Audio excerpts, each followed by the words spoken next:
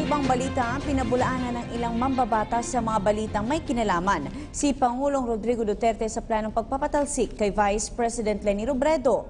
Ayon kay House Speaker Pantaleon Alvarez, marami ng problema ang bansa na pinagkakabalaan ng Pangulo at wala na itong oras para pagtuunan pa ng pansin ang anumang ouster plot. Itinanggi rin ni Alvarez ang mga aligasyon ng kampo ni Robredo na bahagi ng plot para patalsikin siya sa pwesto ang pagpapatawag ng isang ballot recount.